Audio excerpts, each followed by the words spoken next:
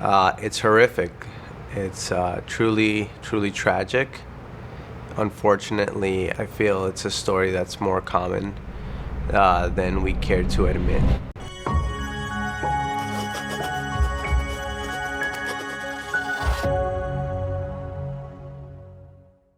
So downstairs. Okay. All that. Exactly. First one,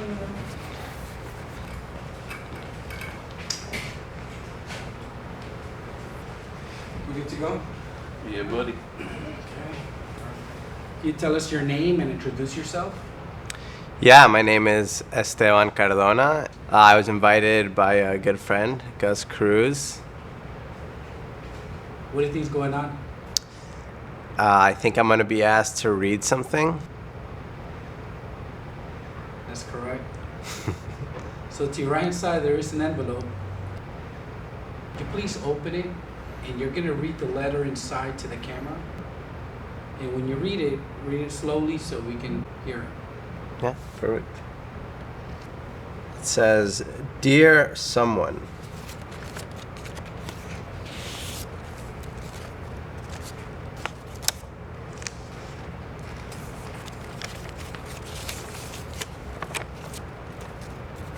Dear someone, in October 2019, I found out that I was pregnant. The pregnancy was unexpected, but we were happy to have our first baby.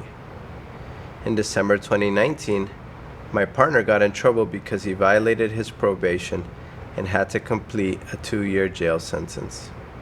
I was devastated, desperate, and unable to pay my bills. I moved in with my partner's friends who had an extra room for me to stay in. I thought this would be a good opportunity to save money and live my dream life once my partner got out. Little did I know this would become my nightmare.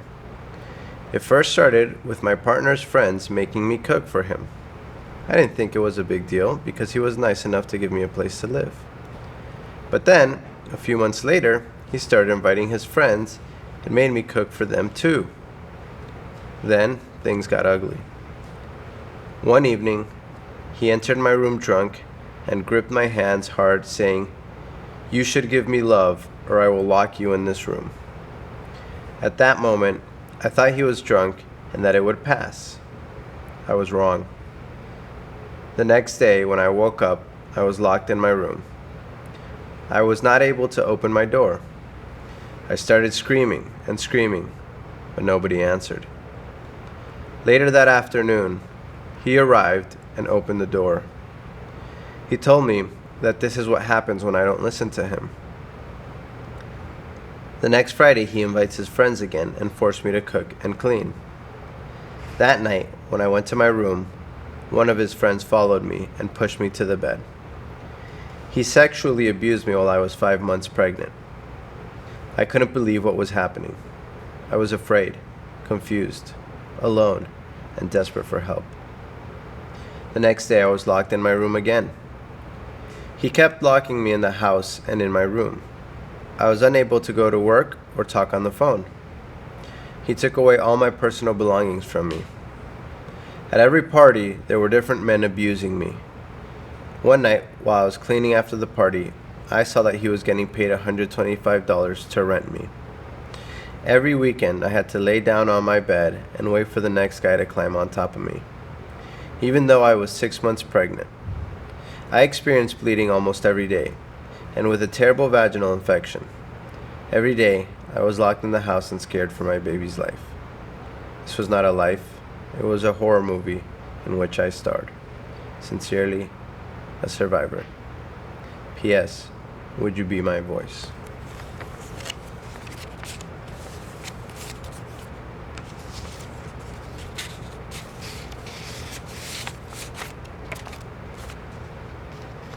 What thoughts or emotions are you processing after reading this letter?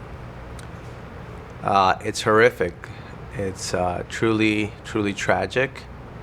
Unfortunately, I feel it's a story that's more common than we care to admit. If this survivor was in front of you, What would you want to tell her? That I'm sorry. I'm sorry that he or she had to experience, well, she had to experience such extreme tragedy and trauma. I would tell her that what was done to her was inexcusable, and that somewhere I believe she is loved by God, but that I hope she can find healing for all the incredible trauma that she has gone through. And I would pray with her and probably cry with her. In what ways could you be her voice? I think through awareness, I think it's important to remind the world at large that while we live a very comfortable life, there are so many stories of tragedy within the human trafficking world that go unheard, unnoticed. And I think raising awareness, supporting and fundraising to the good people that are on the front lines fighting this is a small start. But I think it starts with awareness and it trickles down from there because it's a problem that needs to be addressed. Any final words?